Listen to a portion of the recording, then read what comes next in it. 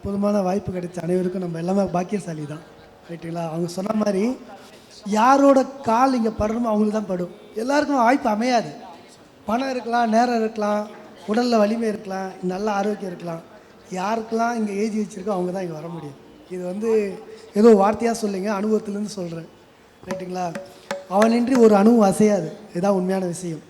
அந்த புரியல் எப்போ வரும்னா தியானம் பண்ண தான் வரும். அனைத்தும் நன்மைக்கு தான். எது நடந்தது நன்றாக இருந்தது, எது நன்றாக நடக்கும், எது நடக்க போது நன்மையாக இருக்கும். நம்ம எப்போ பார்த்தா பயந்துனே இருக்கும்.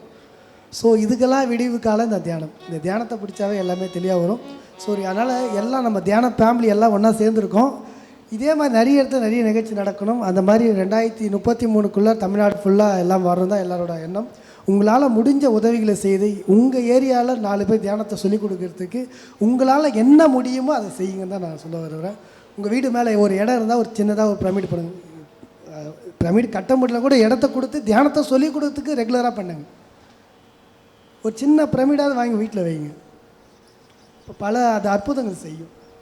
இப்போ பார்த்தீங்கன்னா சார், உங்கள் பேர் பாலகிருஷ்ணன் சார். இப்போ பார்த்தீங்கன்னா அவர் பார்த்தீங்கன்னா பிரமிடை பற்றி கேட்டு பிரமிடை பார்த்து அவராக ஓனாக ஒரு பிரமிட் செய்து இப்போது காரில் மாட்டி வச்சுருக்காரு. எனக்கு ஆச்சரியமாக இருக்குது. அவர் தலைக்கு மேலே காரில் அவர் பிரமிடு இருக்குது. அது நம்ம ஈஸ்வரா பிரமிடில் எப்படி இருக்குமோ அதே மாதிரி செய்து வச்சுருக்காரு. அந்த ஸ்ரீ சக்கரெல்லாம் போட்டு அது பார்த்தீங்கன்னா அவருக்கு தலைக்கு தலைப்பாப்புன்ற மாதிரி, அதாவது தலைக்கு தலைப்பாவோடு போகிற மாதிரி பெரிய பெரிய சின்ன சின்ன இன்சிடென்ட்லாம் அவர் காப்பாற்றப்பட்டுக்க சொல்கிறார். அவர் அனுபவத்தில் சொல்கிறார். ஸோ அதனால் ஒரு பிரமிடு நம்மளுக்கு நிறைய ஆற்றலை தரும். ஓகேங்களா? சரி, இந்த வகையில் பார்த்திங்கன்னா நம்ம நிறைய பேருக்கு சர்வீஸ் பண்ணணுன்றதுக்காக எப்படி சார் செங்கல்பட்டை எடுத்தாரோ நாங்கள் திருவள்ளூர் மாவட்டத்தை எடுத்திருக்கோம். அதில் திருவிழாங்காட்டில் ஒரு 100 பேர் தியானம் பண்ணுற மாதிரி ஒரு தியான மண்டபம். ஓகேங்களா? அங்கே எல்லா சகல வசதிகளோட சாப்பாடுக்கு தங்கிறதுக்கு எல்லாத்துக்கும் வசதி இருக்க மாதிரி ஒரு பிளான் வச்சுருக்கோம். அதுக்காக இப்போ நிலத்தை மட்டும் வாங்கியிருக்கோம். அது கூடிய விரைவில் உங்கள் அனைவரோட சப்போர்ட்டோ இறைவனோட கருணையாலும் அந்த இடத்துல ஆஸ்டலாக அது ஆல்ரெடி வந்துடுச்சு. அது நிஜத்துக்கு நம்ம கண்ணுக்கு வரது கூடிய சீக்கிரத்தில் நடக்க போகுது. உங்களால் முடிஞ்சதுன்னா ஒரு விசிட் பண்ணுங்கள். பௌர்ணமி அந்த மாதிரி டைமில் நம்ம கூட்டு தியானம்லாம் பண்ணுறோம். அது முடிஞ்சதுன்னா தியானம் பண்ணுங்கள். நம்ம எல்லாரோட கான்ட்ரிபியூஷன் இருக்கணும். அது நான் கட்டுறேன் அப்படிலாம் இல்லை, எல்லாரோட கை இருக்கணும். அது கூட யார் கை இருக்குமோ அதுதான் இருக்கும். ரைட்டுங்களா?